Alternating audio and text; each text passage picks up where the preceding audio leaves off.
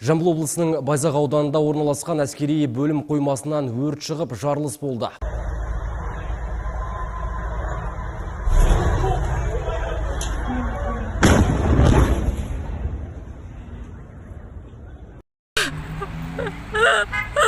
То, что творится у нас сейчас, у нас все попахнуло здесь.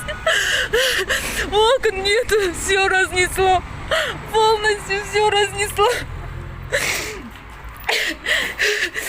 Взрыв был очень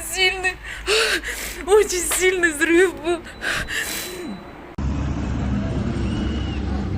Сәлем достар! Кеше ғана сағат 7-лерде Тараз қаласында сұмдық жарылыс орын алды.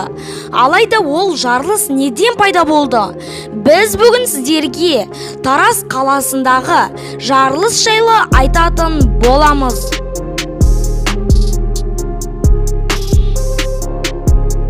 2021 жылдың 26 тамызында сағат 7-ден 10 кеткенде Байзақ ауданы Қайнар ауылындағы әскери қойма жарылған болатын.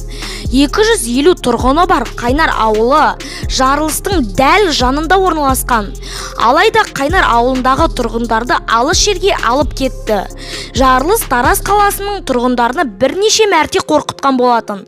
Тіпті жарылыстың қатты болғанынан аспан қып-қызыл болып кетті. Бұл қою түтіннен 4 адам қайтыс болып, 60 адам зардап шекті.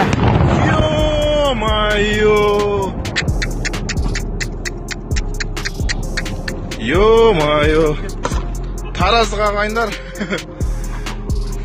Абай болыңыздар, кеттік біз. Жарылыс салдарынан пойыздар мен автобустар тоқтаған болатын. Шымкент қаласындағы өрт сөндірушілер Тараз қаласына келіп көмектесуде, ал Тараз қаласындағы кейбір тұрғындарды Жуалы ауданына қарай алып кетті. Ал кейбір тұрғындарды номері 5-ші мектептің спорт залына қарай орналастырды. Сонымен қатар жарылыс туралы көптеген жалған ақпараттар да тарап жатыр. Сол үшін барлық ақпараттарға сене берудің қажеті жоқ. Достар, осымен біздің видеомыз аяқталды. Егер де сіздерге осы видео ұнаса, дәл қазір лайк басып, арнамызға тіркеліп, қоңыраушаны басып қоюды ұмытпаңыздар. Сол кезде біздің осындай қызықты видеоларымызды ешқашанда жіберіп алмайсыздар. Ендеше сіздермен бірге болған мен Раймонқұл Абдулнұрхамит.